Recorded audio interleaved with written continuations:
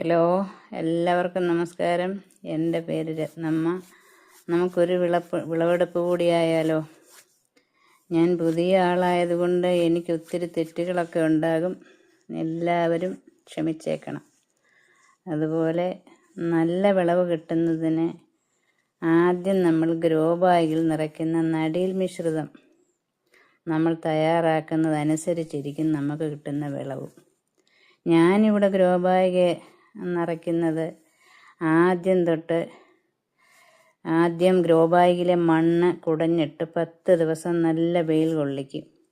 അതിനു മുമ്പായി നമുക്ക് എത്ര ഗ്രോ ബാഗുകളുണ്ടോ അതിനനുസരിച്ച് ചാണകപ്പൊടി എടുത്ത്, ഞാൻ ഏകദേശം ഒരു 90 കിലോ ഒക്കെ ചാണകപ്പൊടി എടുക്കും. 70 ഗ്രോ ബാഗാണ് എനിക്കുള്ളത്. അപ്പോൾ 90 കിലോ ചാണകപ്പൊടി എടുത്ത് അതിനകത്ത് 1 കിലോ ട്രൈക്കോഡർമ അത് ചേർത്തിട്ട് നല്ലപോലെ കൂട്ടിയിളക്കിയിട്ട് നല്ല തണലുള്ള സ്ഥലത്തായത് കൂട്ടിയിട്ടിട്ട് നമ്മൾ ഇളക്കി അതിനകത്ത് ഈ പുട്ടുപൊടിക്ക് നനയ്ക്കുന്ന പരുവത്തിൽ അത് നനയ്ക്കണം. എന്നിട്ട് ഇളക്കി തല്ലിപ്പൊത്തി വെച്ച് കൂട്ടി വെച്ചിട്ട് ചണച്ചാക്ക്, ഏറ്റവും നല്ലത് ചണച്ചാക്ക് തന്നെയാണ്, തണുപ്പ് കിട്ടും. ചണച്ചാക്ക് മൂടിയിടുക. എന്നിട്ട് ഒരു 7 ദിവസമൊക്കെ കഴിയുമ്പോൾ നമുക്കതെടുത്ത് ഗ്രോ ബാഗിൽ നിറയ്ക്കാം. ഗ്രോ ബാഗിൽ നിറയ്ക്കുന്നതിന് മുമ്പായിട്ട് ആ ഗ്രോ ബാഗ് കൃഷി നമ്മൾ ചെയ്തുകൊണ്ടിരിക്കുന്ന ഗ്രോ ബാഗിലെ മണ്ണാണ് നമ്മൾ ഉപയോഗിക്കുന്നതെങ്കിൽ ഈ മണ്ണ് കുടഞ്ഞിട്ട് നല്ലപോലെ ഉണക്കി ഒരു 10 ദിവസമെങ്കിലും ഇളക്കിയിട്ട് ഉണക്കണം. അതിനകത്ത് കീടങ്ങളുടെ മുട്ടയും നമുക്ക് കാണാത്തതായിട്ടുള്ള ഒരുപാട് കീടങ്ങളൊക്കെ അതിനകത്തുണ്ട്.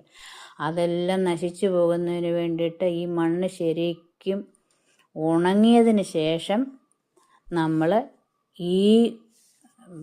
നമ്മൾ സമ്പുഷ്ടീകരിച്ചിരിക്കുന്ന ചാണകപ്പൊടി, ആ ചാണകപ്പൊടിയും അതിൻ്റെ കൂടെ വേപ്പിൻ പിണ്ണാക്കും, 1 കിലോ വേപ്പിൻ പിണ്ണാക്ക് വളമല്ല, അതൊരു കീടനാശിനി എന്നുള്ളതേ ഉള്ളൂ. കീടങ്ങളൊക്കെ വേറെ ഒന്നും ചീഞ്ഞു പോകാതിരിക്കാൻ വേണ്ടിയിട്ട് നമ്മളതിന് ചേർക്കുന്ന എല്ലുപൊടി, സ്യൂഡോമോണാസ്, ഇതെല്ലാം കൂട്ടിയിളക്കി 1 കിലോ മതി.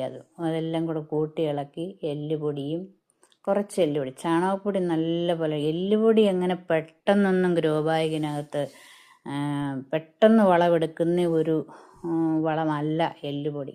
അപ്പം നമുക്ക് ചെയ്യേണ്ടത് അതിന് വേണ്ടുന്ന അടിസ്ഥാന വളം ആദ്യം തന്നെ ഗ്രോ ബാഗിൽ നല്ല പോലെ കിട്ടണം. അതിനുവേണ്ടി ഞാൻ ഇങ്ങനെയാണ്